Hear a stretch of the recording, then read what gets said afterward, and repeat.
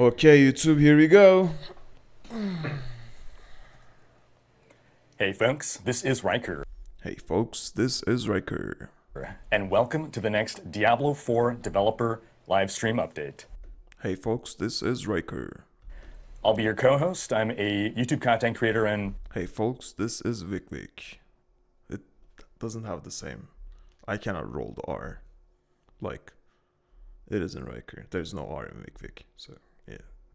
Anywho, professional Diablo fan. And I want to thank the Diablo team for having me here today. We're going to be diving into some juicy topics, and we have with us some folks who will take us through those. We have with us... Hi, I'm Joe Shelley. I'm the game director for Diablo 4. And for folks watching us here and keeping an eye on chat, please keep an eye on the cameras. If they start spinning end over end, you know we had a bad problem and we're not going to space today. Fair. Okay, I'm Joseph Pipora. I'm the associate game director for Diablo 4. And I'm Adam Fletcher. I'm the associate director of community for the Diablo franchise. So we have a lot to talk about today. We have Riker here. Thank you again, Riker, for joining us to be our host for this actual live stream itself. And we did want to actually do a few quick agenda items and so forth beforehand. Just a reminder to everyone that Diablo 4 obviously is coming out in June, and you can still pre-order.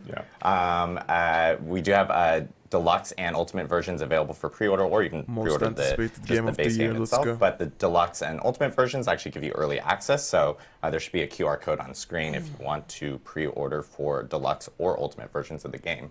Today, though, we have a ton to talk about. We expect this stream to be about 90 minutes or so, because we want to cover a lot of different topics, one being endgame, the other one being some class balance changes in regards to some of the beta feedback that we ended up receiving, as well as the dungeon feedback that we also received during our beta learnings that we actually posted last week. So without further ado, I'm going to stay quiet for most of the stream. You'll see me more towards the end. But I will pass it off to Riker to kind of start. I'll be on Twitter the whole time. He's very busy. Yes, I'm looking at chat. Yeah. Yes, I'll be looking at chat because we will be doing Q&A afterwards. True. But I will pass it off to Riker because obviously, Riker, you've had quite a journey in getting down here. And of course, over the past week, you've been able to play the latest builds of Diablo 4. And we'd love to get your take and kind of hear, like, how was it? Yeah, I mean, absolutely. So I've been waiting for Diablo 4 since years before it was ever revealed. I've been waiting so long, I'm literally transforming into Deckard Cain. I mean, look at me. So yeah, when you reached out for the chance to come to the offices, play the latest build, then getting to come here, getting to experience it, getting to talk to some awesome people who gave me awesome insight into the build, into the systems, and get to play with decked out characters, endgame builds, seeing all the synergies coming together with the items, the Paragon boards and everything. It's really been a blast. Awesome. Lucky guy, huh? Lucky Riker.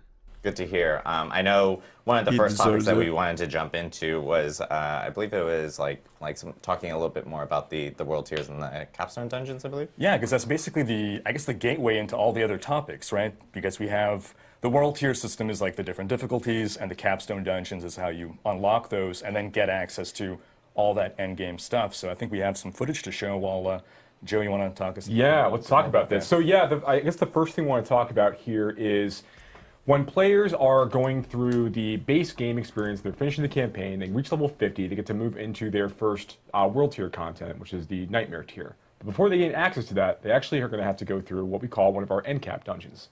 These are longer and more challenging dungeon spaces that have big boss encounters mixed throughout. They kind of serve as like milestones your players are expected to pass in order to gain access to that next world tier. Now, Riker, when you were playing, you had a chance to actually check out your first end cap dungeon, at least as part of this test. Like, what was your experience playing through this? Yeah. Classic druid damage. So the first end cap dungeon, all right. I was one of those guys who was saying veteran difficulty is too easy, crank it up. So end cap dungeon, I think the first one, it's recommended level 50. I was level 45, thought I was a hotshot, went in there. It was a humbling experience. That's how He freaked around and then he found out. I discovered that, yeah, if you die enough times, you got to go back to town to repair your gear. So hardcore players beware. I had to learn boss mechanics, study, adjust my build, and eventually put my tail between my legs, go power up a bit more before trying it again, but then conquering it felt like a really great achievement, very satisfying. Yeah, these aren't really spaces we expect players to want to go and like try to farm and try to get a lot of things out of. It's more these are milestones, gates for players to pass in order to gain access to that nightmare tier. Once the players actually get into this next world tier 3, they're getting access to a few Sacred items and unique items can drop. Nightmare sigils can drop that unseal nightmare dungeons. Helltides can appear across Sanctuary. Champion monsters with damage resistance auras can appear. Okay. That's okay. Enemies are more formidable. Monsters give 100% more experience. Monsters drop 15% more gold. Overcome 20% resistance. So are we supposed to like overcap? Also, enemies are more formidable. Sure. Let's see. New features. We're going to talk about a number of them today. So you'll start to see that areas of the world are going to be affected by the Helltide system. You're going to get access to nightmare dungeons. You're going to start to see unique items begin to drop in different parts of the game. And then you're going to start to see sacred and ancestral items also begin to appear in World Tiers 3, and then particularly in 4. And also, in addition to those things, the world, of course, is becoming more dangerous as the players step into Nightmare and Torment tiers, World Tiers 3 and 4 respectively. Monsters can do more damage. They are going to be more aggressive. There's a number of changes. Joe, do you have any thoughts on like some of the changes that we made to monsters in World Tiers? Yeah. You know, one of the things I love about the capstone dungeons functioning as unlocks for the world tiers is that you've got this the general gameplay loop of getting more powerful, optimizing your build, getting more gear, and then you have something that you're testing yourself against. And then when you defeat that, you move into this entirely new world tier with all of the additional like systems and mechanics and features that unlock. So you're really moving into a place where new stuff is happening. You're unlocking new cool stuff. Yeah, enemies are more aggressive, they're more accurate, they're faster, they're moving more quickly. You start to deal with champion creatures, which are just more powerful minions that can show up in your elite. That's cool. So it's not like just a number increase on their health and their damage, but rather like a gameplay dynamic increase for the monsters. Like the mobs get more smart, which is good. Smarter monsters is good. To be affected in certain ways. That's right. Like The monsters have certain cooldowns between their attacks. They have logic for how they do targeting. They have projectiles. Some projectiles have seeking, True, yeah. so they can home to some extent. And they have some logic about how they group up and how they decide which people to target. And so a lot of those different parameters we adjust as you go up in world tiers to make the monsters more threatening, because of course the players are getting more familiar with the game, they're getting more skilled, and they're also getting access to more tools in terms of new abilities through legendary powers or even unique items. Right? Yeah. One of the things we want to make sure we didn't do too much is it's easy for us to imagine that we could just make the game more difficult by increasing the damage the creatures deal or increasing the amount of hit points they have as you're going through these encounters. But we wanted to make sure that the world felt more dangerous as you progress into these higher world tiers. And that requires more work when working with monsters and those various encounters to kind of like create that extra level of challenge. Did you kind of determine and sense anything, like kind of going from world tiers like 1 and 2 into like world tiers 3 or 4? Oh, I definitely felt it. You stated in the difficulty descriptions, I guess I just glossed over it and I just expected more damage, more health. Yeah, I know how difficulty works. But I was starting to feel, the world just seems more hostile, more aggressive. And that's when I realized, there's a lot more at play in the increased difficulty here than just bigger numbers, which is nice. There's one more thing I want to talk about with regards to world tiers as well. And this is I'm very excited about this talk in general. I've been waiting to have a lot of these conversations and with the audience so they can kind of convey some of the more interesting depth and complexities associated with some of the systems. So in world tiers, you gain access to two new sets of itemization tiers. In world tier 3, you gain access to sacred items, maybe up here for you. And then world tier 4, you gain access to ancestral items that could be dropped for players as they're going through those spaces. Now, with the players leveling up from 1 to 50, the items that you're getting from monsters that you're killing are going to be the power is going to be based on their strength and level. So if you are, you're playing in the beta and you're killing level, 35 monsters for whatever reason, and you're going to be getting slightly more powerful gear as a result of that because the monsters are more challenging and they're going to be dropping better gear for you. But once you have and getting the same 200 mace over and over and over and over and over and over and over again. reach level 50, and that basically that flow means that as you're leveling up and you're fighting more challenging things, you're going to continue to like slowly upgrade all of your gear over time. You'll find a ring here and a helmet there, a pair of gloves. That's great. That's how we want you to kind of like get exposed to itemization systems as you're progressing through initially in the game. But once you get into World Tier 3, things change a little bit. So items that drop you have a chance to be sacred. Not every item in World Tier 3 is sacred by default. The higher the level of the creature that you're fighting, the more likely the chances that items that drop from that creature will be sacred in nature, or also based on the kind of content you're completing.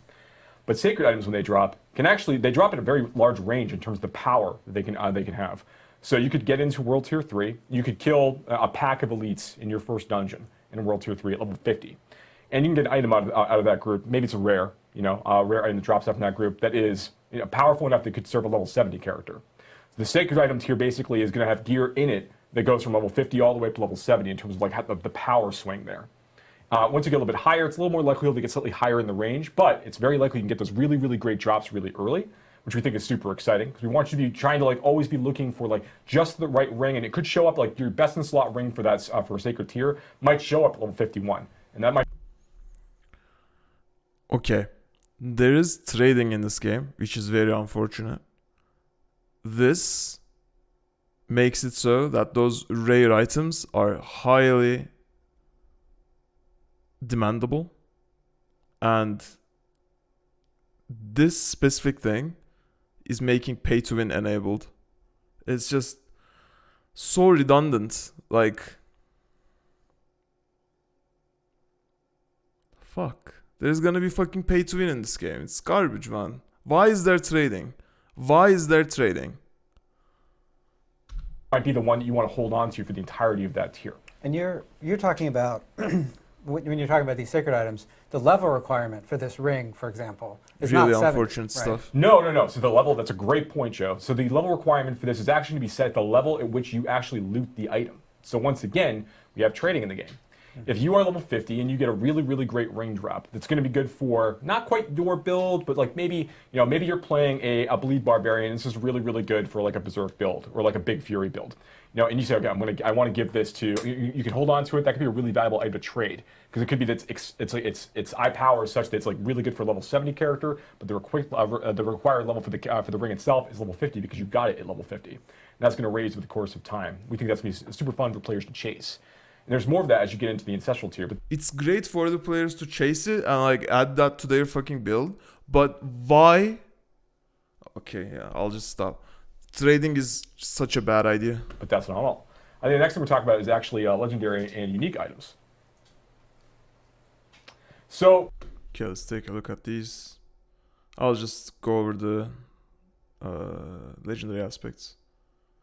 Damaging enemies with leap, upheaval, whirlwind has a chance to summon an ancient to perform the same skill. We had that in the beta, same one. And then trample now summons 6 landslide pillars of earth during its duration. That deal. Okay, damage. Trample is now also nature, magic, and earth. Sure. all right. We've talked a little bit about legendary items in the past. I really want to focus on things that we haven't spent a ton of time discussing. Bummed out about a general overview. overpowered Legendary items in rares general are attached to like tradable. legendary powers. And these legendary powers, or reverse, legendary powers attached to legendary items. Legendary powers basically are designed to appear on multiple different slots. So, an aspect might appear on an amulet, but it might also appear on gloves, or it might appear on ring, or it might also appear on weapons. These things have a tendency to be in a lot of different places based on the power itself. And we like this because it lets players extract aspects and powers from items and put them into other items that meet these certain criteria.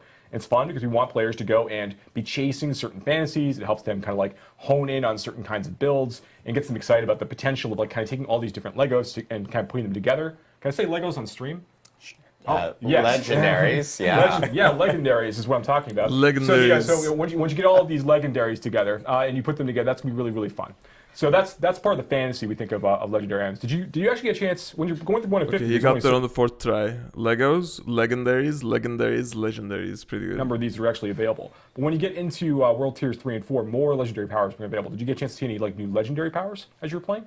Oh yeah, I mean, I definitely got to see a variety of legendary powers. I got a certain number of drops. Drop rates didn't feel out of control, but you know, you guys gave me some pre-made characters as well that were decked out with builds, and I saw lots of cool synergistic powers that came together to really make a build flow well.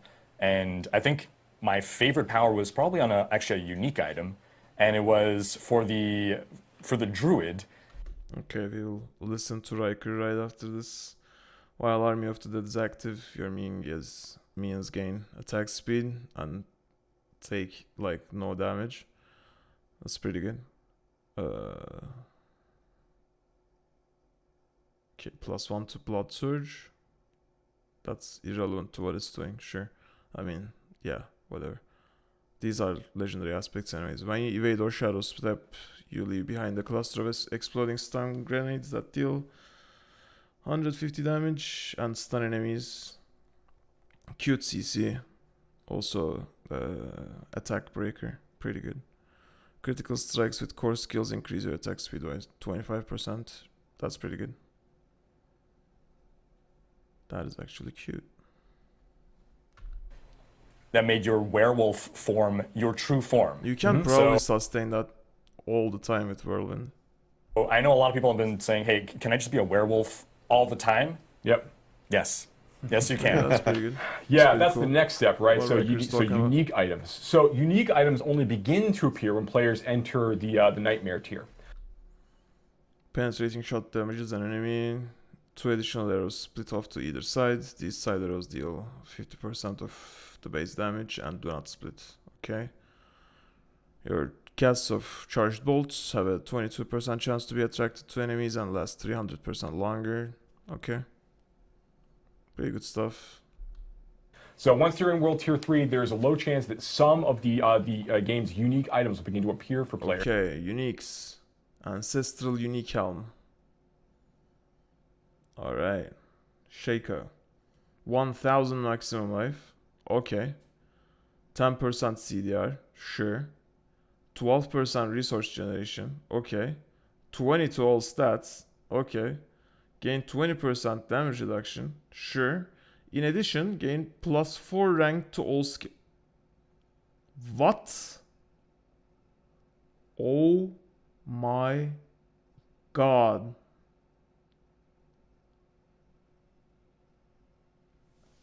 What is this? Wow. Wow. Is this like BIS for every build? And like the +4 ranks to all skills is like all of them. Even the ones that you did not invest into. So it's like opening up the entire tree. Wow, that's huge. Oh my god. Mother's Embrace, 50% res, 10 to all stats, 4% lucky hit chance, 20% critical strike damage, 15% overpower damage. If a core skill hits 5 or more enemies, 35% of the resource cost is refunded. Okay, seems strong. Not as good as Shaco, but it seems strong. Temerity, unique pants. While injured, your potions also grant 30% move speed for 2 seconds. 16 to all stats. Increased potion drop rate. Lucky hit, up to 5% chance to heal a chunk, like around 650 average. 700 average. More healing received. Effects that heal you beyond 100% life grant you a barrier up to 44% of your maximum life that lasts for 8 seconds. You can like keep that barrier up at all times by leeching That seems huge. That's a lot of extra life. It seems very secure. As they're progressing through this experience, and they're very, very rare. You know, these are huge chase items and opportunities here. Some of them are really important for build making. Some open up a whole different build. Okay, more. When you pick up 5 blood orbs, a free bone spirit is spawned, dealing bonus damage based on your current life percent. Okay. The more health you have, the more damage it does, I guess. +3 to bone spirit. Okay. Word of Hakan, your rain arrows is always imbued with all imbuements at once. But it still takes 200 years to fall. +2 ranks of all imbuement skills, sure. Glows of the Illuminator, +3 to Fireball. Fireball attack speed increased. Fireball now bounces as it travels, exploding each time it hits the ground, but its explosion deals 65% less damage. Okay. That seems strong. Build paths and opportunities for players to go and pursue. These are things that are designed to be really exciting, like what you suggest there when you have that experience trying to gather the werewolf. The ability. Overkill. Death Blow creates a shockwave, dealing 24% of its base damage to enemies. Enemies who die to this effect also reset Death Blow's cooldown. That seems pretty good. That's a lot of damage on it. Ancestral Unique Axe gains stealth for 2 seconds when killing enemies with Shred. Breaking stealth with an attack grants ambush, which guarantees critical strikes for 2 seconds. Okay. Stay in werewolf form effectively forever with that Druid Unique. Really, really cool stuff. And there's more of these unlock over the course of your level progression as well. You know, I think I saw Shaco earlier there in the list of unique items. That's correct. Shaco does make a return, and there's lots of opportunities for us to basically what a return it makes to items that came in previous versions of Diablo, previous entries in the series. You'll see a number of different items make returns. Items like Grandfather, Shaco, obviously. You'll see a few familiar, and then a few familiar favorites. Also, it's still as ugly as ever. Really nice. And then more over the course of the game's live development. Also, this is a good way for people to kind of see the new the new font changes and so forth that based off the beta learnings that we actually ended up posting last week. Yeah, we'll get more into the beta learnings later in the live stream. We'll go over them in a lot more depth. But yeah, absolutely, the font was a great example. I mean, I think we added at least 20% more serifs to the. More serifs. Significantly more serif, yeah. But no, seriously, people pointed out that the font, while highly readable, and we spent a lot of time thinking about, how the game is going to display on all kinds of different screens, different aspect ratios, TVs, right? And so we want the font to be highly readable in all of those situations. But it didn't feel as much like Diablo as it could have, and so we went back and looked for a font that was still highly readable but had more of a Diablo thing. And it's just a great example of players pointing something font out is so whatever. being able to react to it. What's the next thing we want to talk about, Riker? What do you think? Well, so we have all these legendary items. One semi-deterministic way to farm for them, Helltide. It's an activity where, well, I guess you can dive into how exactly you can target farm specific item slots to hunt for specific unique items. And it's going to be one of the main endgame activities that we'll be partaking in, right? Yeah, absolutely. So as I mentioned before, once the player gains access to Nightmare Torment here, they are going to Nightmare tier. They're going to start gaining. They're going to start seeing some of these new activities. One of them, which is Helltide.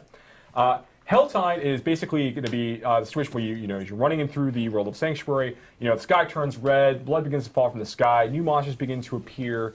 Everything is more challenging. New events are going to start showing up, and importantly, as you're killing creatures when you're within one of these Helltide areas, you're going to be getting what we call cinders. It's this new currency players are able to collect while they're specifically within these spaces. And this is great because you get to take these cinders, and as you're wandering through the overworld, you might be running on your other players. You might be helping them do events together. Everyone's getting their own cinders as they go. You'll be looking for these Helltide caches you can see here. And these are great to your point about being able to target farm for certain kinds of items. So every one of the caches in the Helltide zone is actually tied to an item slot.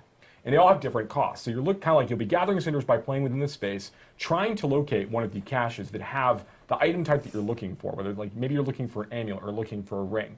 You know, maybe you're looking for a Shaco. So you're looking actually to go find a helmet cache and want to keep trying to go after the helmet cache and the rare, desperate hope that you're going to get exactly the unique item that you're looking for, right? That's cool. We want to give you some of that opportunity, to target farm a little bit. But there's actually a little bit of fun there too. So one of the things that's like one of my personal favorite parts of the Helltide. So let's say like the helmet is, I don't know, 20 cinders, and then the chest armor is like 25 cinders. If I collect 45 cinders, do I get to open two caches or what? System is the idea that the players there's like an extra set of stakes, right? When the player's running around with these cinders, they have the chance, if they die, they're going to lose about half of their cinders every time they fall. And they don't drop on the ground; they're gone. So you have Not an issue for hardcore players. to be very careful about like when you're looking to overextend as part of the combat experience in order to like farm more cinders, get to the cache that you're looking for, whatever that is. You are putting yourself at more risk the more you try to like gather, and the greedier you get, the more likely it is that you're going to lose things. That's right. And there's a time limit on Helltide too, right? That's right. Helltide is only active, like the Force of Hell only like arrive for about an hour during when they are actually active. And different areas of Sanctuary are picked for Helltide Zone each time it rotates and moves around. So you need to make good use of your power. And if you leave a Helltide Zone, those cinders are gone. You have to spend them. So if you see that the clock is ticking down, you're getting 5 or 4 or 3 minutes away from the end of the Helltide, you got to find yourself a cache to kind of deposit those things. Yeah, absolutely. My experience, I first jumped into a Helltide event with, I think, 23 minutes left on the clock. So I start by, okay, I'm scouting out the different chests or caches to see, okay, which is the one that has the slot that I'm looking for, what are the different costs, and then I'm doing some quick math. Okay, I'm gathering cinders at about this rate per minute, I have this many minutes left. Okay, I think I could afford the most expensive, the weapon slot, and I got to backtrack to that place in order to get there. And then I died. And I'm like, okay, recalculating. Yeah. Okay, how much time do I have left now? And okay, like okay, GPS, so quickly. Yeah. And then I died again. And like, better luck next time. Well, another hour before the next one comes around, I'll have a better plan this time. Now, granted, you could still get legendary items to drop for you. So it's still like get really 1 good hour of drops inside Helltide, 1 hour experiences break, and 1 while hour you're of killing Helltide, monsters. 1 So hour it's not break. like if you lose those cinders, you've lost all opportunities for rewards. Yeah. But obviously, it does take a little wind out of your sails if you just happen to get jumped at the wrong time. Again, another great opportunity for there to be players nearby when they're trying to help out in those situations. Yeah, you know, one of the things I think is really cool about this is that these chests or caches, boxes with loot and awesome loot inside, right? You know, each time a Helltide appears, they're in different locations, That's right? right. So you have to go and find them, you know, as Riker was saying. But for the duration of that Helltide, they're in fixed places. So, you know, when you go into the Helltide area, it's useful to scout out and see where the caches are for the item slots that you're interested in. And then you can, you know, mentally remember, okay, here, I want to farm around here. I'm going to come back here. I'm going to get this item or whatever. And one thing I want to call out here, Yeah, you know, scouting you seems saw one of the important. caches on the screen earlier, you know, in some of our video that we captured for it.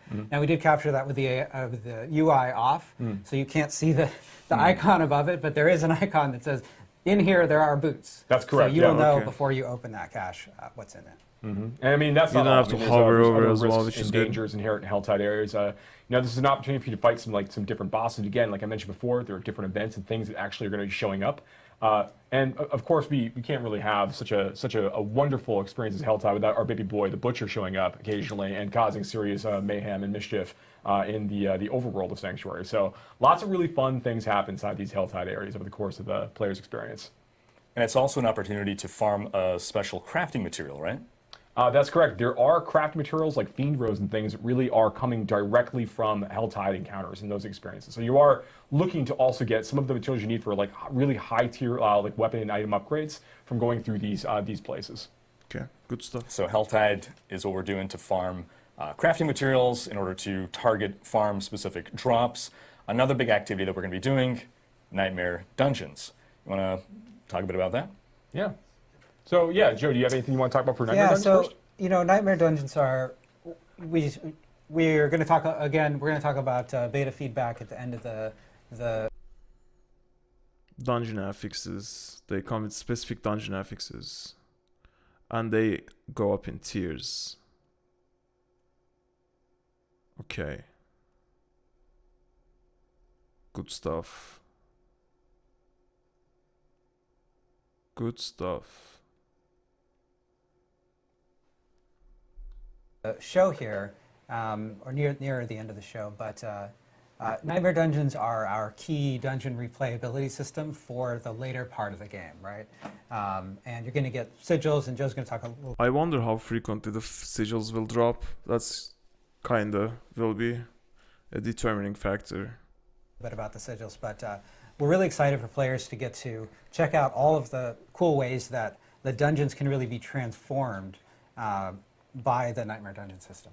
Yeah, so first up, Nightmare Dungeons, very, very exciting system. Players haven't had a chance to play these in our betas yet, but as they get into the end game content, start going through World Tiers 3 and 4, you'll begin to see, you'll gain access to some of your first sigils, which are primarily initially earned by completing Whispers of the Dead, one of our other overworld content features that players will be able to engage with. Now, sigils are really interesting in that they are tied to a level when you find them, which is going to affect the level of the monsters inside that space. They have various afflictions, which we've talked a little bit about in streams in the past. These are going to modify the way that level rolls out. But Nightmare Sigils, when they are activated, after you collect one, is going to basically open up a portal near an existing side dungeon.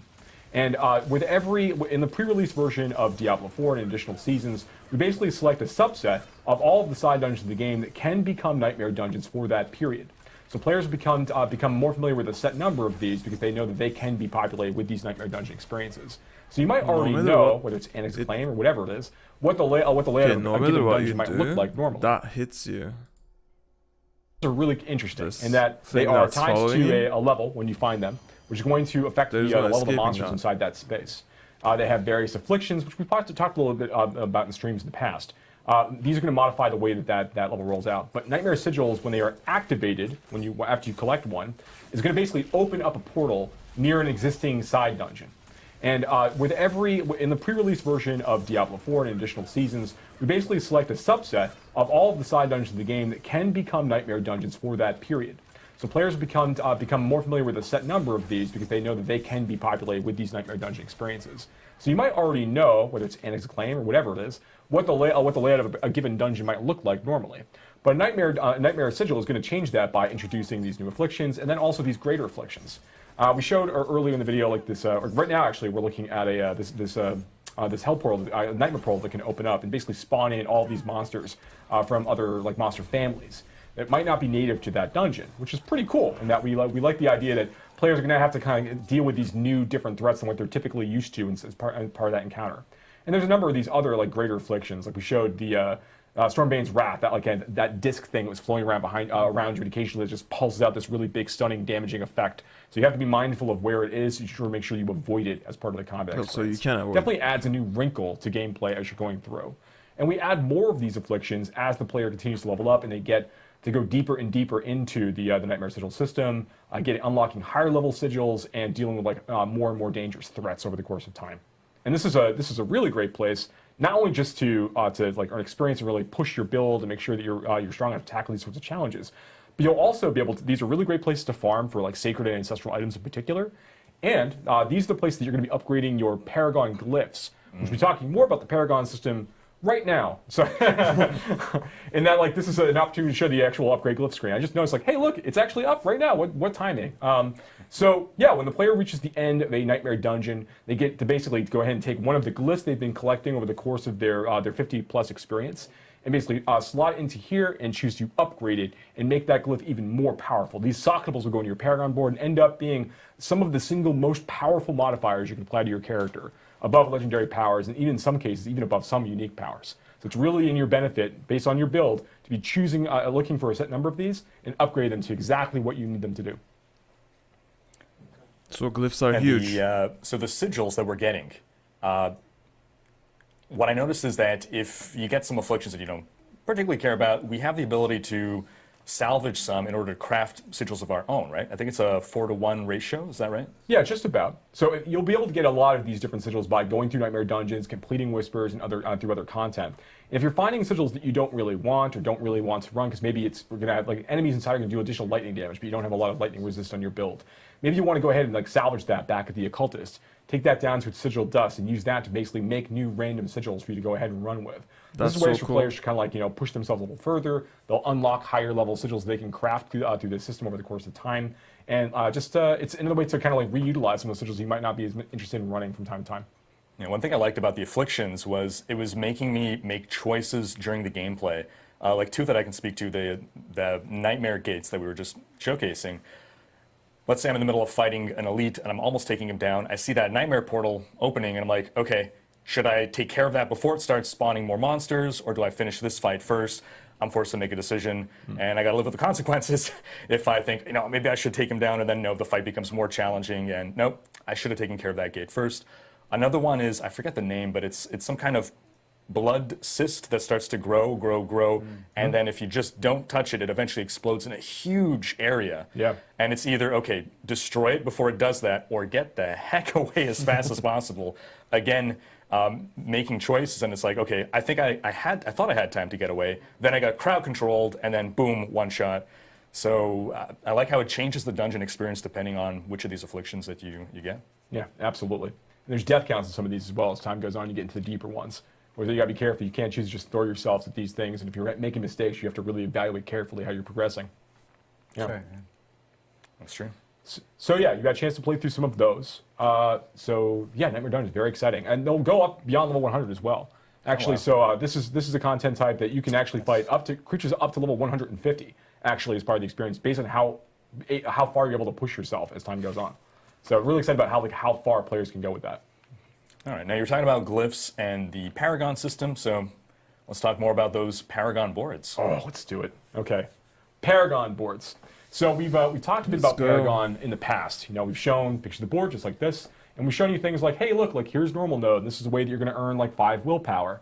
But that's not all this board is about. There's a lot of other complexity and things to deal with in here. So there are basically 4 types of nodes to kind of like quickly reprise some of this information. The first, of course, is normal nodes. Then we have what you show here is magic nodes. These are different affixes that you can collect over the course of time. Usually they're like a little bit more difficult to find a direct like version of on items. So like something like this, for example, crackling energy damage. So there's that's a sorceress, so like a lightning spec sorceress ability, or passive effectively, where she'll occasionally be crackling out damage to nearby targets. You can now boost that by finding this particular magic node, which kind of might eventually unlock other builds for you to kind of go and chase after. But then there are rare nodes, which is on the next slide. And here, okay, so there's some information here. Rare nodes. Okay, 32% damage to elites, 14% move speed for 4 seconds after killing an elite, and there's 16% damage to elites if requirements met, which is 260 dex for this specific one. That's a pretty good nod. That's like 48% damage to elites and a lot of movement speed as long as you keep killing the elites. That's pretty good. And elite jumping is gonna be the way of playing it, as usual, Diablo. That's pretty good. Nodes have a pretty powerful effect right off the bat. But then on top of that, there's this bonus effect down below that you can sort of see. Where on this one, it is, another 60% damage to elites if you reach a certain amount of dexterity for your character. So the point here is that, like, rare nodes on their own, which there's about 10 or more per board, rare nodes are already pretty powerful generically. But then on top of that, if you were able to hit these thresholds for the stat requirements for these rare nodes, that is going to make them very, very potent for you indeed. And when you're looking at the board, these are some of the most critical things you'd be thinking about when you're plotting your path through each board, which of course, there are a number of boards available for you at launch. And then when you'll be able to rotate them, you'll have to choose how you want to progress through rare nodes, whether you want to engage with the legendary nodes or not. This is a really important thing. Yeah. One other bit about this, just because it's easy for me to forget about, is that when you're going from Paragon board to Paragon board, like in the first board, this might be the cost. But then when you're looking at the second board that you're progressing through, those requirements are actually going to go up. So it's not in your interest to go like run from board to board, just unlock as many of these as you can directly through that way. You need to spend a little bit of time into the board and pick the ones that you really want, because the next board that you unlock to get more rare nodes of different types, those will be a little more expensive to unlock those bonus effects. The thing I think is really interesting about these is when the way that I look at the board, right? When I open a Paragon board, the first thing I do is go and look at the nearest rare nodes to me, to where I'm starting, right? And then I look at the requirements for those bonuses, And then I start looking at the normal nodes on the way. I'm like, oh, okay, well, I'm pretty close to the dexterity required here through my gear. Are there some dexterity nodes that I could hit on the way here that would take me over it? And how much do I care about that particular bonus? And then I'm comparing it to the other ones, and I'm thinking about that. So the normal nodes actually become sort of a path that you're trying to take to turn on these bonuses. Absolutely, and that's not all. There's one more node type as well, and then we're going to get back to normal nodes in just a second. So then we have our legendary nodes. So every one of the boards for each of the classes has a legendary. Crackling energy has 25% to not consume a charge when triggered. Crackling energy's damage is increased by 2% per 20 total intelligence you have. Okay. So 1% per 10 intelligence you have.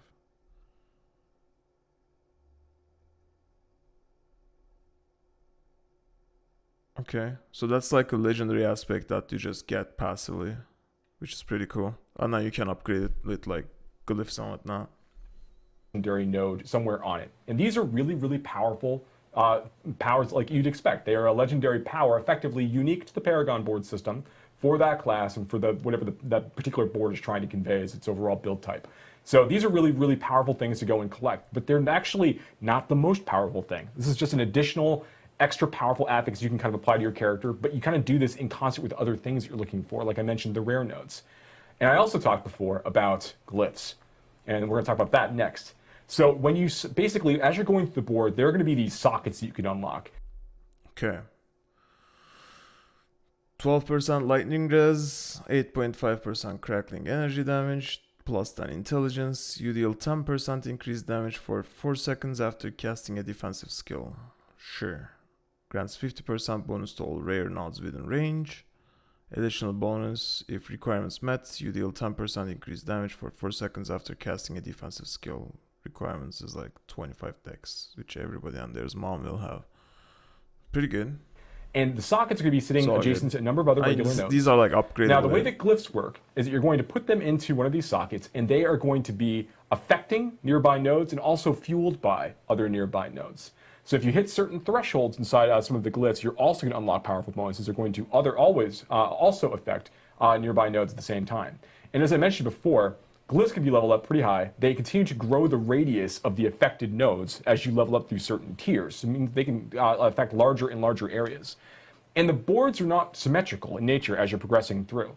Because the player can rotate their board and choose which gate they actually want to enter from, you have to like kind of choose from board to board where are the sockets on this board. Are they near the stats I really want for this glyph? Because this glyph is going to be fueled by dexterity nodes within range of the glyph effect, and it's going to do additional critical strike damage, whatever it's going to do for me as a result. So they, in this particular example, they focused the legendary powers.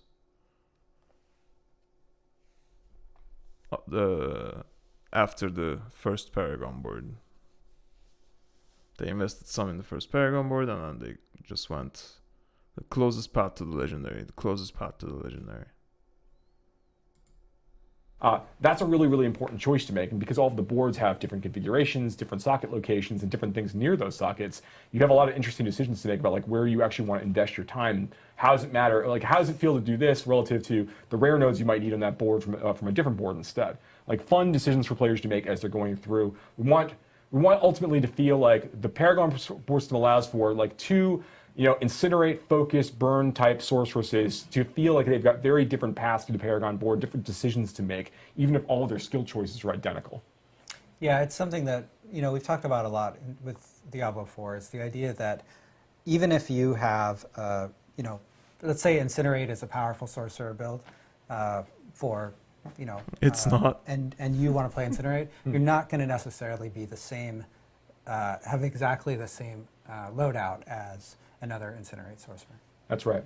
One thing I found really cool about the Paragon system that I didn't realize at first is that every Paragon board is almost like a Paragon class, like a specialization class, where it's all built around a certain theme, fantasy, playstyle, and it all revolves around that central or off-central legendary node, and then the rares kind of support that same theme, and it extends to the blues. So on a Necromancer, pretty cool. This board is like the pure summoner fantasy, and this one is the Blood Mage. And looking at it that way really made it very cool for me to be able to explore. Okay, I can merge these two together. I'm going to go like bone and blood and just further, explore and dive into that specialization. Yeah. No, there's 220 Paragon points that players will be able to have by the time they finish leveling up their character at level 100. We want those choices to feel like they've got meaning individually. Players can respect the number of those choices if they want for gold cost. We want to be able to play with this system and be able to like kind of experiment with different ideas as they go. But importantly, we want them to feel like that the choices they made for the 220 matter a great deal to their overall performance. Yeah. Yeah, super fun. Pretty good. I think. No, but yeah. What are we talking about next? Well, I guess at this point we can talk about some of the beta learnings. We had a beta. The community gave a lot of feedback, and you folks took in that feedback, digested it, and transformed it into actionable change in the game. You want to talk to some of the things that were changed? Yeah, I keep saying we're going to talk about that. Now is the time. So let's start out with looking at some of the class changes that we did. So there's a lot of text on this screen. You've had an opportunity, if you've been following along, to check out our blog that documents a lot of the changes that we were able to make as a result of feedback from players in the 2 beta weekends, and also from data that we get. You know, we get a lot of data. How many times someone dies in. Are necromancers dying a lot in this dungeon, or is this boss killing barbarians a lot of times? And we can use that alongside player data to identify areas where there might be a class deficiency, or areas where maybe something is exceptionally strong compared to other things that are balanced to be the same power. All of this we went through in my previous video, so make sure you all check that out. I'll drop the thingy on top, right? And so, in general, one of the things that we looked at from those 2 beta weekends is feedback that the Barbarian and the Druid, the melee classes, felt weaker than the Necromancer, Rogue, and Sorcerer. And there are a lot of aspects to that. So there's some nuance in here, right? Like for the Barbarian, we identified that the Barbarian, at low levels in particular, needed more damage reduction sort of built in. And so we added this passive damage reduction. So you're just going to take 10% less damage just flat no matter what choices you're making as a Barbarian, and that's to account for some of the ways the Barbarian has to get up close and personal with their sort of weapon-heavy spec. We also identified elements of the Druid that you could really benefit from some buffs. In fact, I think, Riker, you got to play the Druid a little bit. I did, yeah. So honestly, when I first saw the patch notes, I was like, oh, I was hoping the Druid would have gotten a bit more love with regards to spirit generation. But then I played an endgame build of, it was a perma werewolf storm Druid. So I'm a werewolf who's casting storm skills, and the playstyle was so tight, it flowed so well. It just all gelled together once you got the full kit, the full build together. And I went into this week with a certain class favoritism, where I had Rogue, I had Necromancer, Sorceress, Barbarian, and then Druid in dead last. I'm completely confused now. I think Druid might be my favorite now.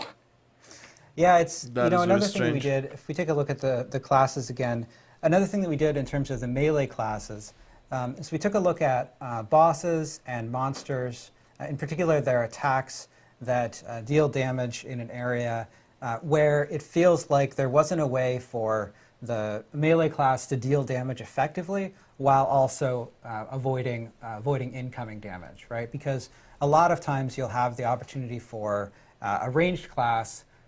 Range class is sometimes choosing between getting a better position and doing more damage, damage per second, and a melee class is sometimes choosing between taking damage, because even with the case of a projectile, the projectile is originating in many cases from the monster and then traveling, so you have less time to react in some cases, and so we took a look at boss abilities and bosses that our data showed were much more deadly to melee classes, and we adjusted some of those abilities.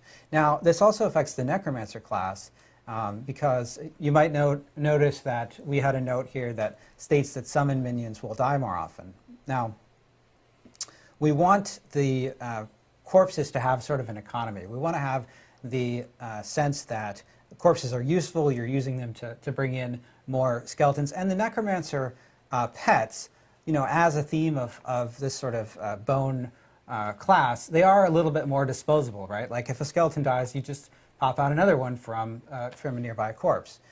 So we want them to be dying and getting resummoned. And we want to make sure that there are plenty of corpses, so you're not going into a boss and running out of, like, oh, I don't have any pets and I'm a pet builder. We certainly want to make sure that you have pets available, but we want them to be kind of coming back from time to time. So we increase the damage that they take a bit, but we also, I was talking about areas where bosses were doing too much damage to melee. We also took a look at cases where there were abilities that felt unfair for pets, where there was just like a huge damage in a huge area, and maybe it's no problem for a player to get out of it, but trying to micromanage your pets to get out of this. Micromanage an army of skeletons around, yes. That's not a fun gameplay that we're trying to capture specifically with the necromancer class. I mean, so people played Warcraft 3 for years. Kinds of, or StarCraft, Micromanaging shit can be fun, but not in this case, I guess. Powers due to pets. Both necromancer and druid pets, in fact. Yeah, we do want to make sure that managing your minions to some degree is part of the mastery of playing a necromancer, and that when skeletons go down, you need to accommodate that and make sure that you have corpses that you've been generating or keeping on hold for some of these situations. We feel that is definitely part of the fantasy of the necromancer class is needing to resummon, to your point, these kind of disposable soldiers that are supposed to be helping you. Mm-hmm. So we want to make sure that continues to hold true, but not to a point where like an army necro can't go fight bosses. That's obviously not what we're trying to build with any of these changes, of course. We just want to make sure that the necromancer does get a chance to engage with those parts of the mechanics. Now another... I did get to play the Summoner Necro, and I was summoning my minions regularly, so it was something that was a continuous part of the gameplay, but I never found myself in a position where, I'm out of minions, I'm out of corpses, so the corpse generation rate it felt good. I'll admit that passive minions is not my favorite playstyle. I would love the ability to direct them, but for what you intended to accomplish, I felt you did. Yeah, so, one of the other areas of feedback, we have a note here that says, that might be a little bit confusing. It says, we reviewed the class skills to confirm that there were good options to get out of control impairing effects. In many cases, what we mean is unstoppable, which is the effect in Diablo IV that clears all control impairing effects, crowd control effects, and makes you immune to them for the duration of that effect. So the classes are designed so that every class is intended to have access to a good set of options to clear crowd control, so that there is an interaction here between, monsters are doing crowd control and I have options to remove it, but I need to think about those options. And we saw feedback during the beta that at early levels, some classes felt like they didn't have enough options there. Riker, in your play at the higher levels, did you feel like that was still an issue?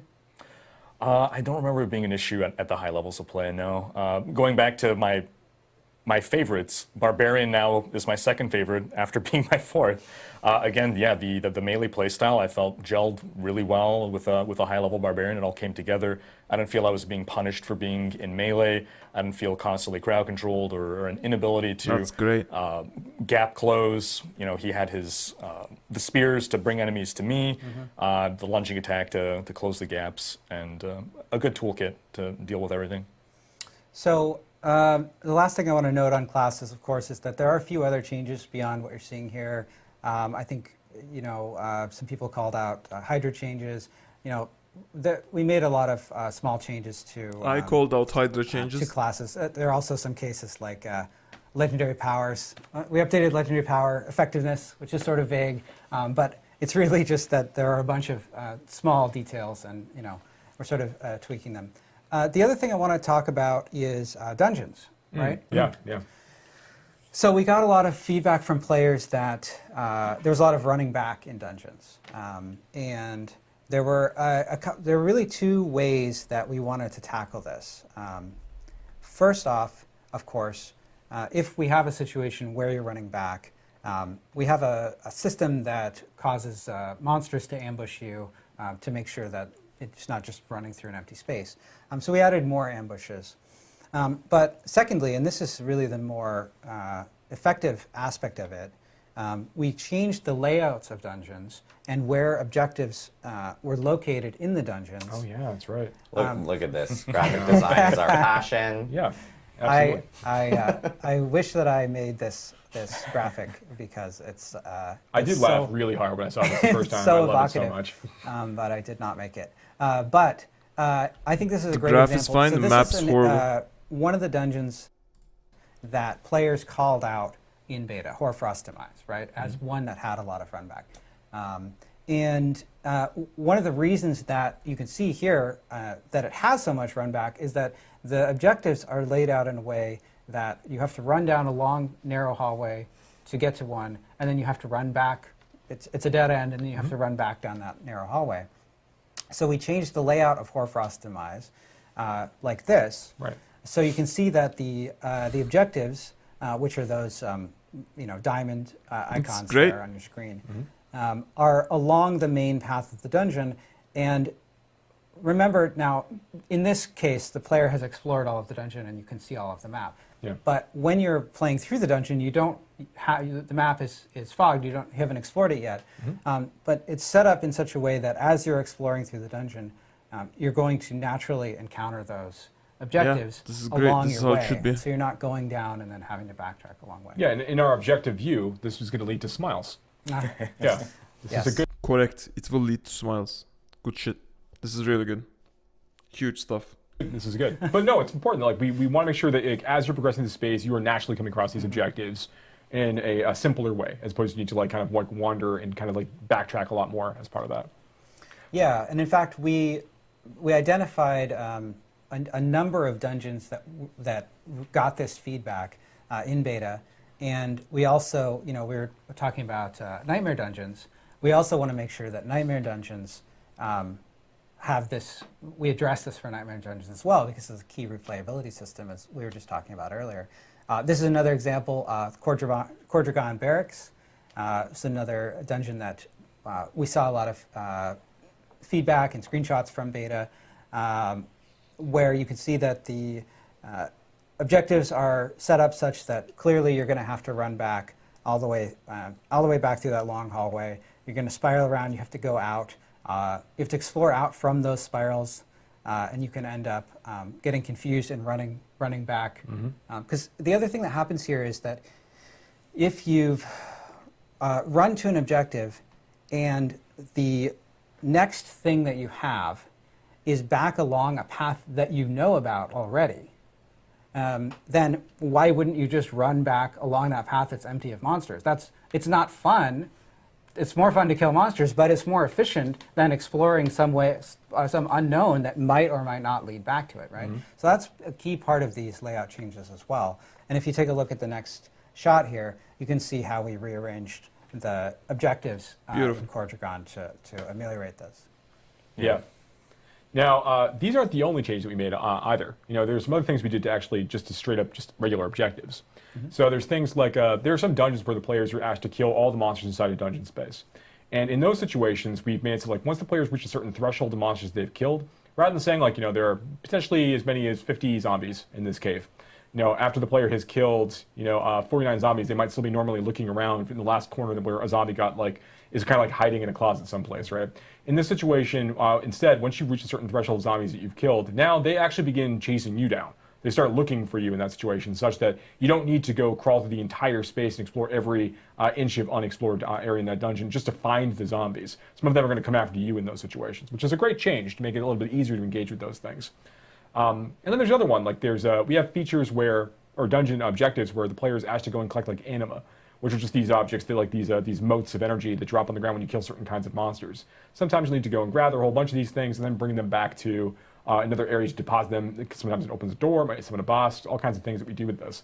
But in these situations now, when players are collecting this anima when they're running around the dungeon trying to find all these creatures and do these things, you're going to also gain various buffs by picking these up. You're going to gain some resource back for your class. You're going to get some other things. It's actually really great. When you actually deposit these things, you're going to get a health potion. So there's lots of things we're trying to do to make sure that those experiences help speed you up and feel great to engage with, while you're also going through a lot of the layout changes that Joe just talked about.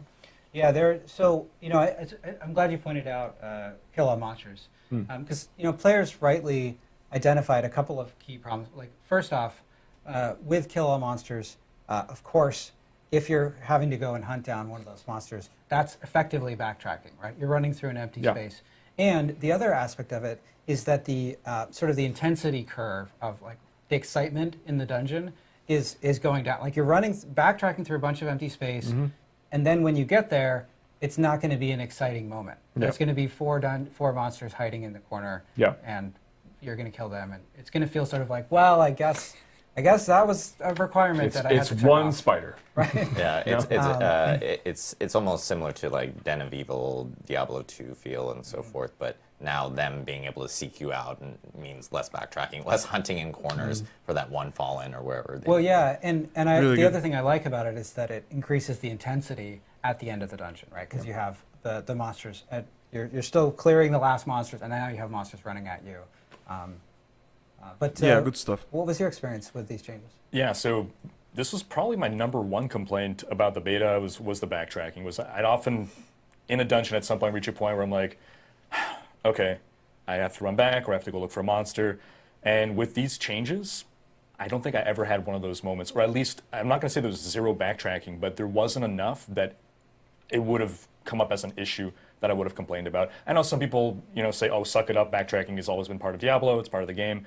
But like the changes made hasn't made the experience linear. It's not like, oh, now we just have one quarter to go down. As you were saying, like now if you do go on a side path, there could be things to run into, but just overall, everything from an experience standpoint just flows a lot better.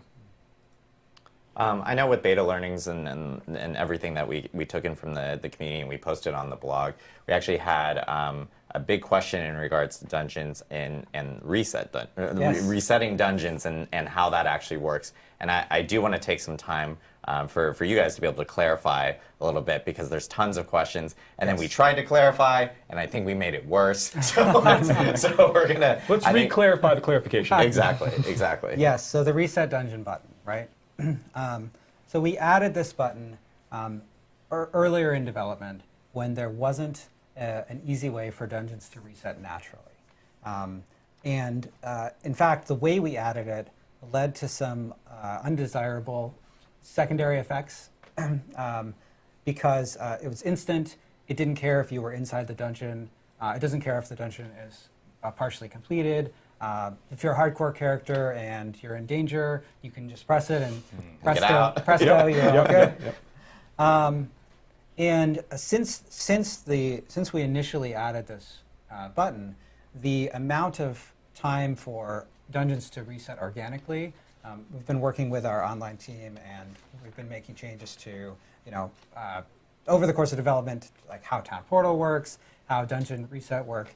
And so the way that it works today, if you are outside the dungeon, and if everyone from your party is outside the dungeon, so if you're alone, just you, and there are no town portals open in the dungeon, then the dungeon will naturally reset over a period of about 60 seconds, about 30 seconds of matchmaking and 30 seconds of cleanup. Or if it's partially completed, like maybe you got halfway through and you're like, you know what, I have to do something else, I'm going to go kill a world boss, or I want to do something else now. Then it'll take a little bit longer to reset. It takes about 150 seconds, but it'll still reset naturally pretty quickly. Okay. And the other case here is that you've got maybe you're doing the dungeon and there's some particular objective in the dungeon or side quest in the dungeon, and someone, one of your friends joins and they want to do that side quest too, right? But maybe you've already completed it in this dungeon. So you can also hop out of the dungeon, which you can use through the Leave Dungeon button right in the UI as well. It does have a short cast time, so not as quick, yeah. But it's right through the UI. You can do it from anywhere. Invite the other person to the party, to your friend to the party, make them leader, hop in, you'll get a fresh dungeon as well. Yeah, so hopefully that clarifies. You can still reset. Resetting dungeons is still a thing in D4. It's just we removed the button essentially, so you just have to wait a little bit longer for the dungeons themselves to reset.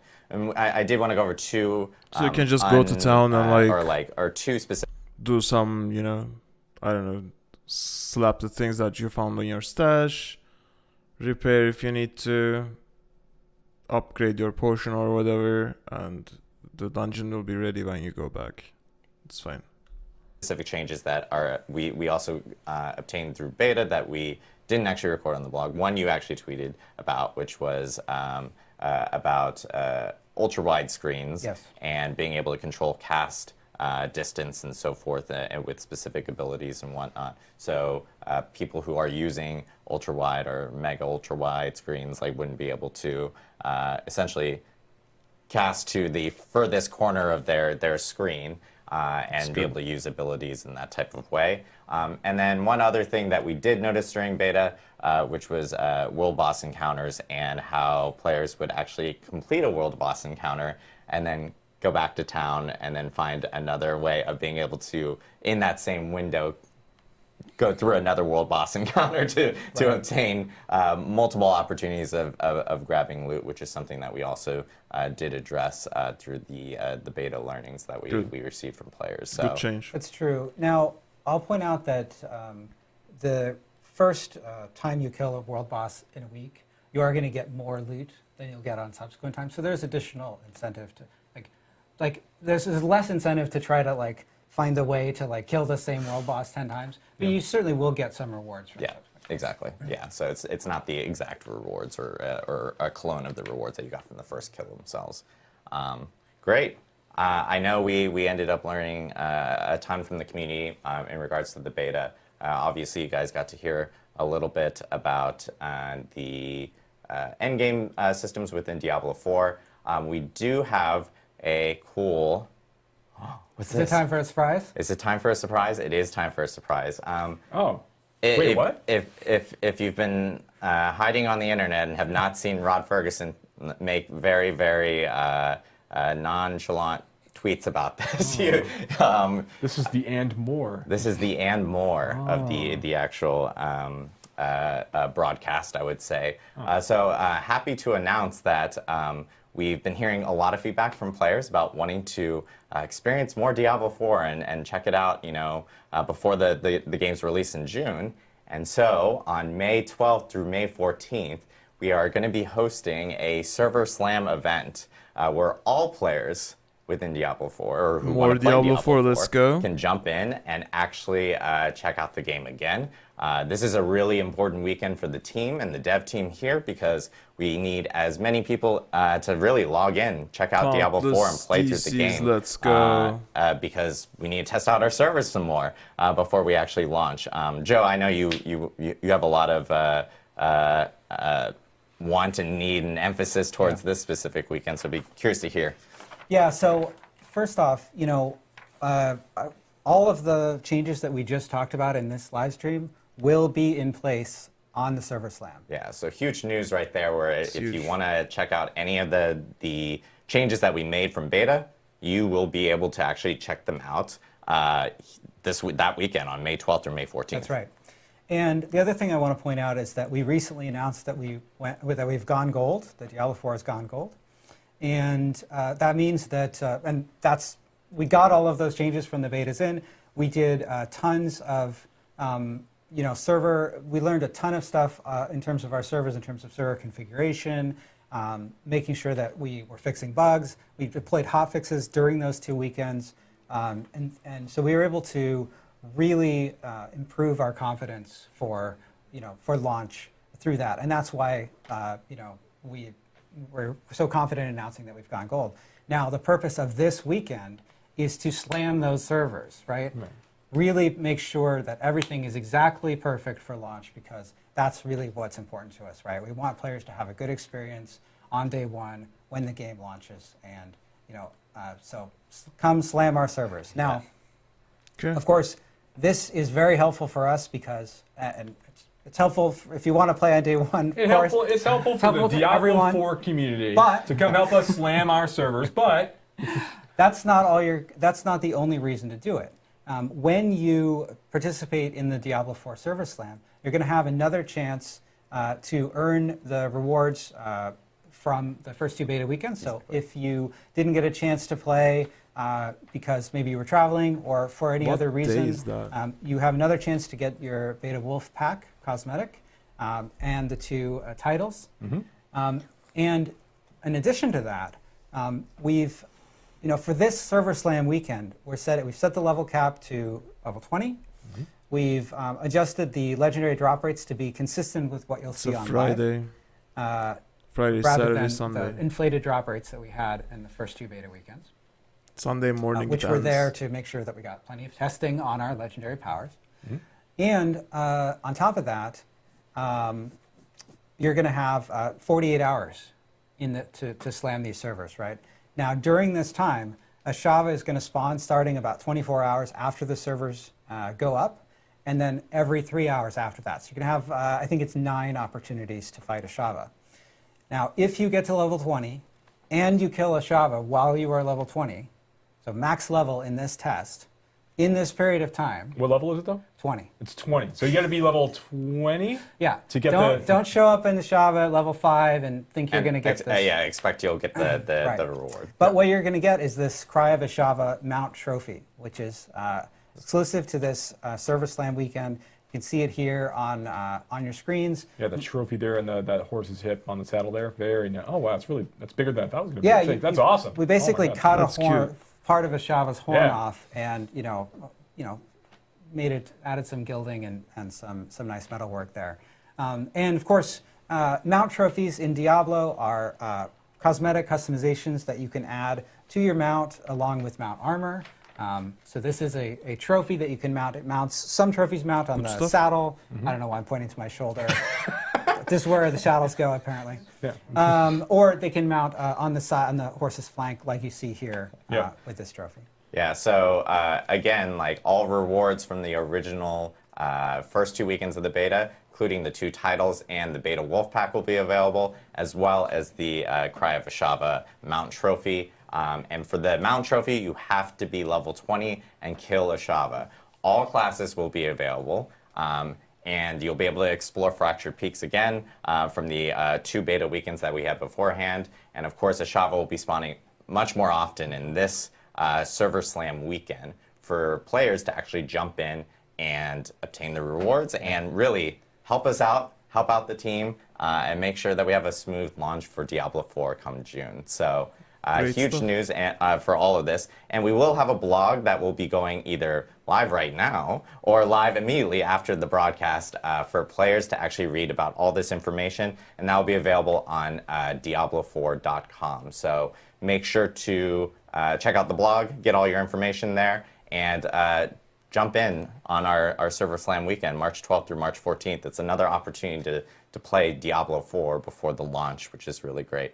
And you can test all the new beta changes, which is really cool. And one other thing that I do want to note for at least PC players who are jumping into the Server Slam weekend, the team here has done some massive work on some of the PC optimization from the first 2 beta weekends. DLSS 3 for NVIDIA cards will also be available for people to try out in the Server Slam weekends.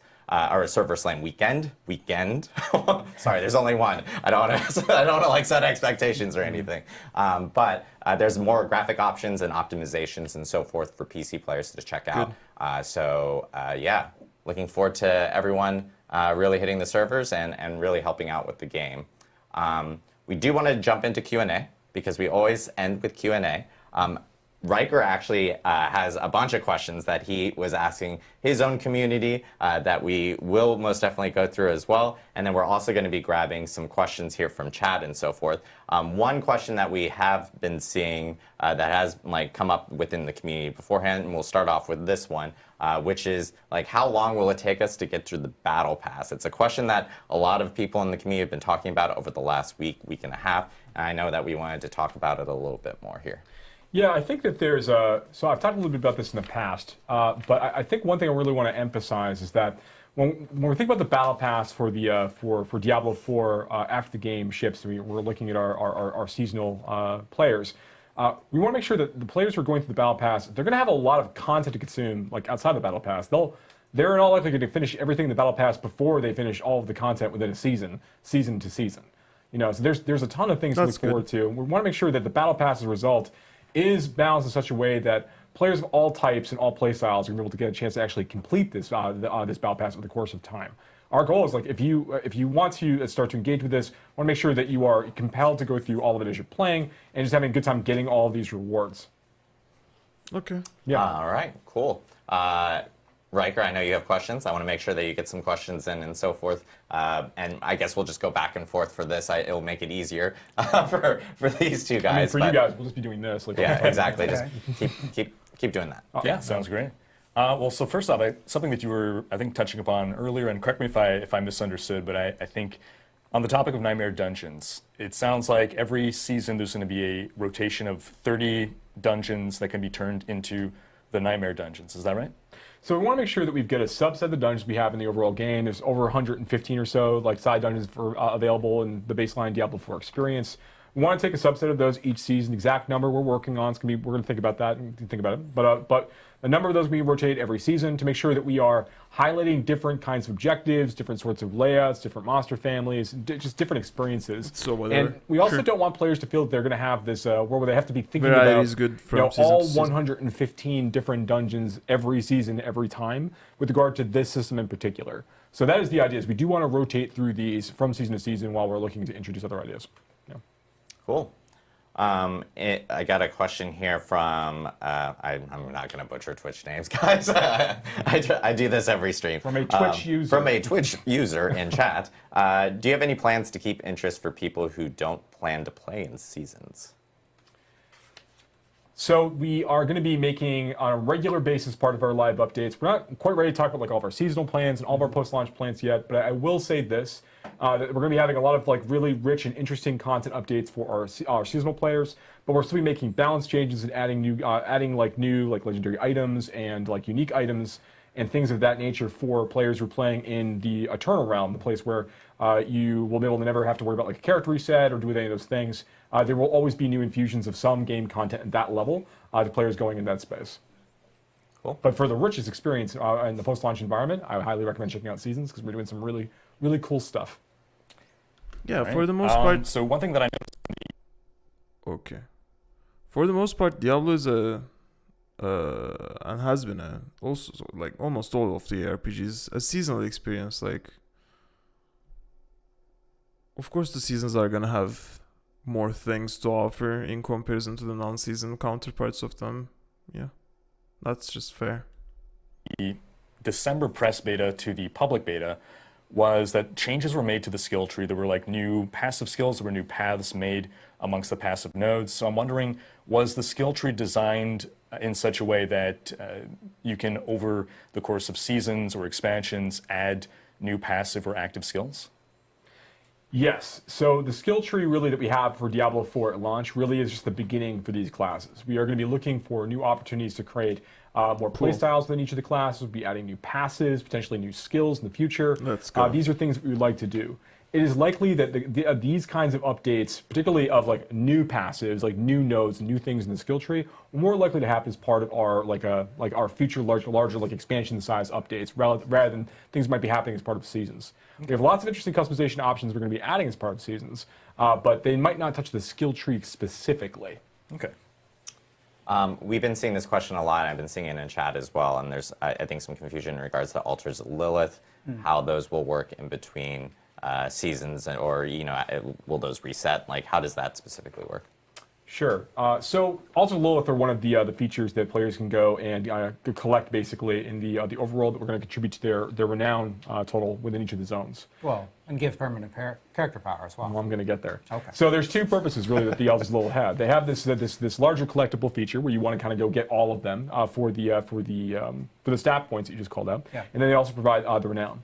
So renown is reset on a seasonal basis. So when you start a new character, your renown score goes back down to 0. You'll have to go and finish side dungeons, go do side quests, go find Altars of Lilith, go do these things in order to kind of get that renown back up to unlock all of those benefits. Now, you don't need to go do all of that content in the zone to max out your renown bar. There's actually way more activities that grant renown than you actually need to complete in order to finish going through and filling up all of the renown and getting all 5 tiers of the rewards.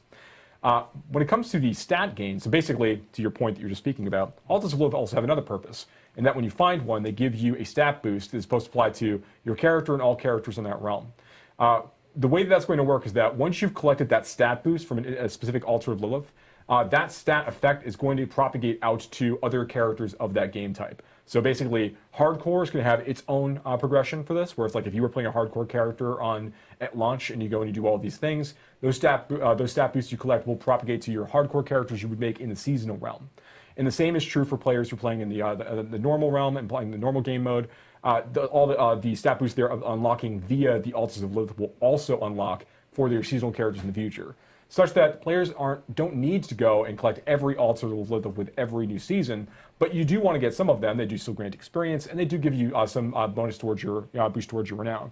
But there's not the sense that you need to go and like do every single one of them every single time. We want that to be a really fun experience for players to engage with, particularly while they're exploring Sanctuary for their first couple times at most, and have that bit of fun. Otherwise, players can choose to engage with them or ignore them as they go into their seasonal playthroughs in the future. Right. So characters, if you unlock a permanent stat boost in Season 1, that will persist into Season 2. That's correct. All right. With regards to item farming, we touched upon how Helltide, you can target farm specific. That is weird. Transferring power through the seasons is weird, but as long as it's the same for everybody else, then it's an equal playing field, so I don't care. But it's weird. It just makes Season 2 easier than Season 1, which is strange. But as I said, it's equal playing field, so who cares? Slots. Is there any other kind of item types where either you can only get this item in this zone, this location, or is there some greater propensity for some items to drop off certain monsters, anything like that? So we have a number of different creatures in the game that have a chance to drop particular things. World bosses, for example, have a really, really good chance to drop Scattered Prism, which is the crafting material you need in order to add sockets to items in the game. And then there are certain content types that have the chance to grant certain materials, like Fiend Rose, for example, really only shows up in Helltide areas. And the only way to raise the level of your glyph is by going through and doing nightmare dungeons. When it comes to item farming, we also, and I've talked a little bit about this in the past, but I think it's good to remind people and also just to continue talking about it, right? Because it's a new mechanic. And that is that when you're fighting creatures of a certain monster family, like zombies or skeletons for their respective families, those monsters have a higher chance to drop certain kinds of items. It's actually a bonus chance to drop certain item types kind of happening in the background. So it's not like if an item, like for example, skeletons have a chance, they have a chance to drop crossbows, irrespective of your class. So you're playing a barbarian, which can't use crossbows as one of its weapon types, and you could be killing all these skeletons, and you might just get a crossbow drop as a result of that. That's tradable with rogues. There's other things you can do with that, but that's not taking a roll from the skeleton. It could drop everything else in addition to that crossbow. It's like an extra bonus thing that skeleton can drop. Every monster family has a few different things they drop this way. So as players are going through the experience, and particularly while they're leveling up in the campaign, they'll occasionally start saying like, oh, I'm getting like a lot of like rings from this, or I'm getting a lot of boots from this, or I'm getting a lot, and they'll realize that over time, over the course of time, that these are being dropped based on the monster families they're engaging with. So as players discover more of this, and they continue to fight more monsters and start mapping some of these things out, they will uncover the right areas or the best areas potentially to farm for certain kinds of things. And that includes like unique items as well. So if you're looking for a unique crossbow, maybe it behooves you to try to fight a lot of skeletons because they have a chance to drop crossbows in addition to other things. So these are the sorts of things that, like, as you're diving deeper into like the hunting gameplay, the item hunting gameplay, these are things to look at. That's not the end. There's really a lot more cool. we're going to be doing as the game continues to mature and as we're going into like our post-launch period. But we'll talk about that when the time's right. Fair enough. This one is kind of tied to some of the server slam stuff that we just announced, which is Man, target farming is really good. Any form of target farming feels great, really. Coming from D2R, there's like no target farming. This is beautiful. Will there be any additional changes made to the game after the server slam weekend, like what was done during the beta? No, we announced that the game has gone gold. The server slam you're testing a version of the game that is very close to the launch version of the game. That's why it's so effective as a server slam. Now, of course, as a live service game, we're going to be continuing to take feedback exactly like you saw during the beta, after the game has launched, and making changes and making improvements based on data and player feedback. Awesome. All right, overlay map versus mini-map. Mini-map is a little map in the top right corner. Overlay is what we had in the past in D2, where you have this semi-transparency of the the large-scale map over your actual gameplay. D4 does not have an overlay map. A lot of people are asking for it. What's the reason for no overlay? Yeah, so when you're playing through an action RPG and you're playing through that core loop, you're basically switching between two modes of behavior, right? You're killing monsters or you're navigating. And you're switching back and forth between those really quickly. And so it can be helpful to have that be as fast as possible so that you can I just killed those monsters. Okay, where am I going to go? Is there an objective to the left or right? Right. And so the overlay map is very effective at doing that. In fact, it's so effective that it's up there's no reason to ever close it. And so there are a lot of solutions that we've seen different games do in terms of like trying to mitigate sort of its effects on combat in terms of fading areas around the player or other things like that. What we're trying to do is we're trying to keep the combat and navigation spaces as clean as possible by separating them a little bit more. And so that's why you see the mini-map, you see the pin system on the map, you see, in certain cases, edge of screen indicators on the mini-map. We want to add more of those kinds of things, but ultimately, you know, our goal is to make sure that players, when they're going back and forth between combat mode and navigation mode, that they have the tools that they need to do it efficiently, and they don't feel like it's a huge hassle. So we're going to be continuing to look at this feedback. He said Diablo 4 is going to be a game for casual players. Which is okay, every Diablo game is for casual players. For launch, you know, you won't have an overlay map. We're trying to make that experience as smooth as possible. But we're going to continue to listen to player feedback on this point. All right. We have a question saying, are all dungeons going to be single floor iterations with halls like traversing, or are we going to get like maybe multi-level dungeons or anything that brings like elevation or depth and so forth into those? You know, why it's add load times? that one of the things that we did in Diablo 4 that's really cool is that you don't have to load between dungeon floors. Yeah. An interesting effect of that is that you might not always notice when you're going down a floor into a lower floor. There is there are staircases and there are sort of moments where that shows up, and there's UI that appears that shows up.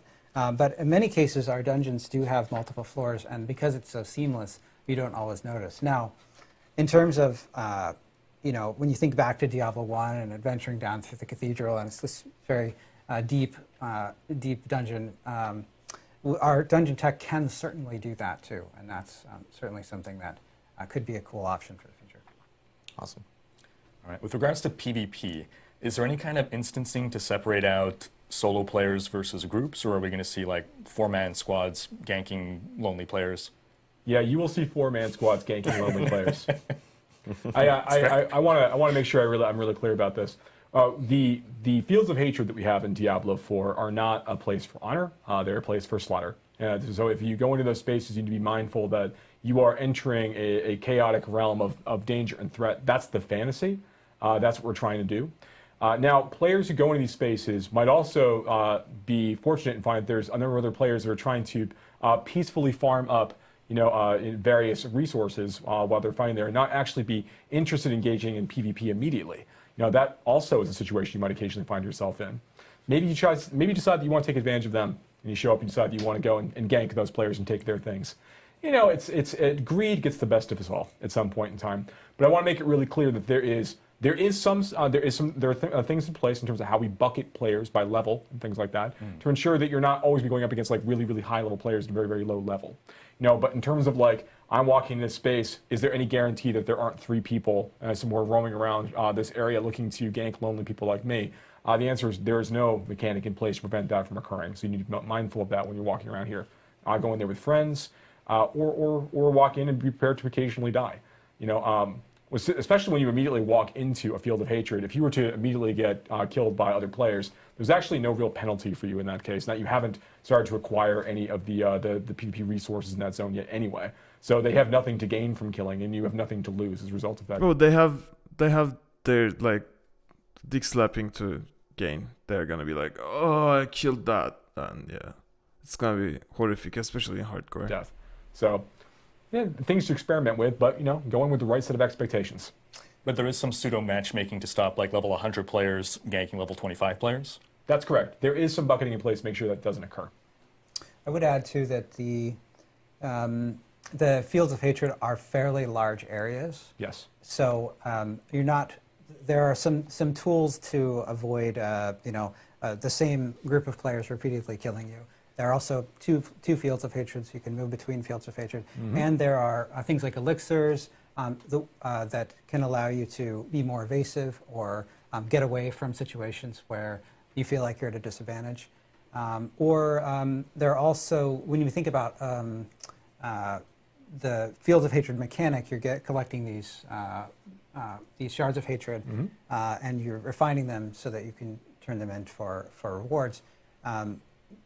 The locations that you can do that, there are several locations, typically active at a time. So you can sort of do some strategizing about where there might be enemy players and where it might be safe. That's right. When an altar is being used to purify those shards of hatred into red dust, you'll actually see a notification on your maps letting you know where that's actually occurring. So if you see that there's a lot of activity in the northwestern part of the zone, maybe that's a great time to sneak over to the southeastern side and try to quietly and quickly cleanse some red dust of your own. Because once it's cleansed, you can't lose it. You don't drop it. Right. Yeah. Awesome. We have a lot of questions related to like seasonal stuff and battle pass stuff. I just want to note that we actually are our next live stream in May, in early May, soon TM, will be actually focusing a little bit on our seasonal structure as well as battle pass and so forth. So we're actually going to leave those comments specifically for that. I keep looking down at the monitor and the people in production behind me keep going, Adam, what's wrong with you? That's just me. In regards to other quick questions that we do have, I'm going to just lightning off a few questions that have been coming up. These are kind of related, I would say, but one is a co-op on PC. Have we looked at doing something like that? And then separately, mouse and keyboard on console. Is that something that we've also looked into? No couch co-op on PC, no mouse and keyboard on console. There you go. Easy mainly answers. because, as you guys know, PC, like the account structure on Battle.net and having two accounts at the same time on one PC is a little difficult. And then on console, right now it's just controller play. And as we get past launch and so forth, we'll look at more into feedback and everything from that end. I guess last question from me. With regards to the crafting system, can we expect that to be something that is built up to be more robust over time with regards to either seasons or, again, expansions? Oh, yes. So Diablo 4 is a game about killing monsters, collecting loot, screwing around with that loot to do fun things and make it get more performance out of it, modifying those things, looking for the right affix. Yeah, we're going to absolutely continue to be like just changing some of the crafting options, modifying them, providing new options that don't exist right now, building upon things we already have in place. You can expect to see a lot of things. Like Diablo 4 is a live service because it's a rich bed of opportunities to continue to like refine, change, update, and modify the systems we have in place right now. So yeah, you'll definitely see more crafting features over the course of time. Awesome. Last few small questions Crafting is huge. people have been asked about. Just take what Last Epoch has, please, and implement. It's just so good. Ray tracing, because we mentioned the NVIDIA DLSS 3 will be coming in the Service Lamp. Ray tracing is coming after launch. It's something that we had talked about earlier. Let's see. This is an interesting question. If you're on your mount, can you actually pick up crafting materials and stuff like that while you're on your mount in the overworld? There are a number of simple actions you can perform when you're on your mount. I believe right now you can pick up herbs when you're mounted. Yes. It's pretty good. I'm trying to see if we have... The chat's moving incredibly fast. A lot of people are talking about WASD movement right now. We don't have any plans for incorporating that. It's something that we may look into post-launch or whatnot from our end. Cool. I think we got a decent amount of questions in. Talked about this, the beta learnings, and of course all the information about Endgame And the Server Slam. and the Server Slam. Ashiba's Server Slam. Yeah. Yeah.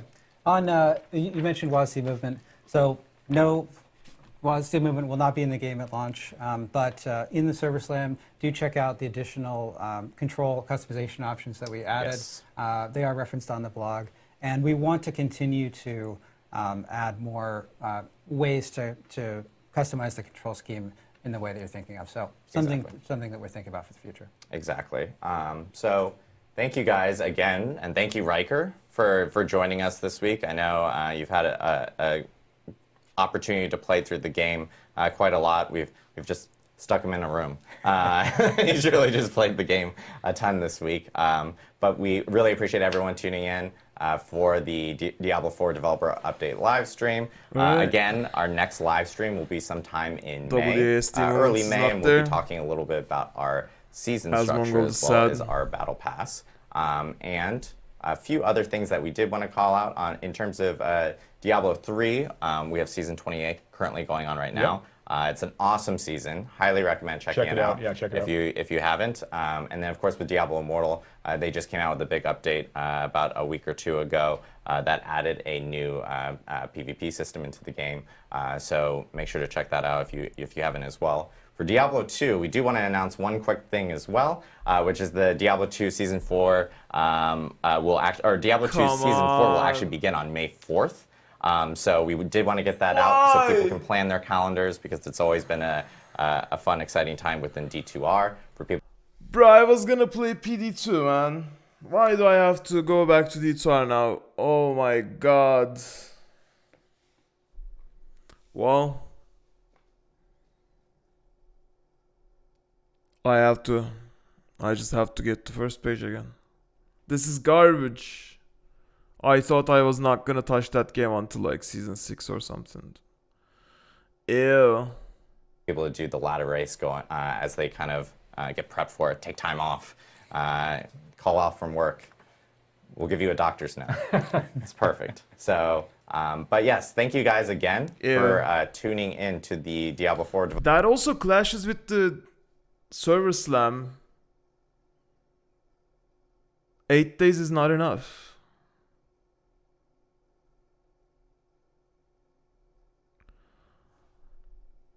Developer update live stream, and we really appreciate you guys and appreciate the feedback, and thank you again, Riker. Thank you so much for joining us. Yeah, it's good to have you. Yeah. Any parting words from anyone over here? Well, go ahead. we would like you to slam the server. Yeah, do that. Yes. Yeah. You must be level 20. And, we tested, an interesting thing is that we tested the Ashava fight at level 20 to make sure that it was doable. Yes. We were pretty sure it was doable, but we did want to check to make sure it was doable. They were like, go on. It is quite challenging. If you are having a lot of trouble with it, you can always go down to difficulty level. That's true. You could always go down to World Tier 1. That's right. Yes. Okay. And Woody Joe, we expect you to solo it. For sure. And again, you can pre-purchase Diablo 4. We have a QR code up there. We have a deluxe and ultimate version that are available for the digital version that can give you early access up to 4 days before launch. So yeah, thank you guys again and really appreciate it. And one other thing. We are going to be raiding into 2 Diablo partners, both from YouTube and on Twitch. So make sure to stay on the channel if you want to check them out. And yeah, thank you guys again. Really appreciate it. And thank you from everyone on the Diablo team. See ya. Yeah. All right, that's it. Garbage timing on D2R.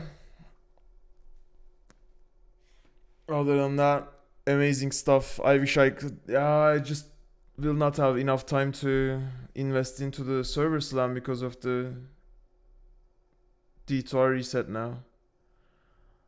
I mean, gotta do what I gotta do, I guess. I will make sure to get the Ashava thingy. So, and if you wanna see me doing the leaderboard run for D2R, make sure you check out on the description and drop a follow on Twitch, and you'll see me there. Thank you for watching. If you made it until now, you are a champ. Make sure to like, subscribe, comment, and I'll see you all next time.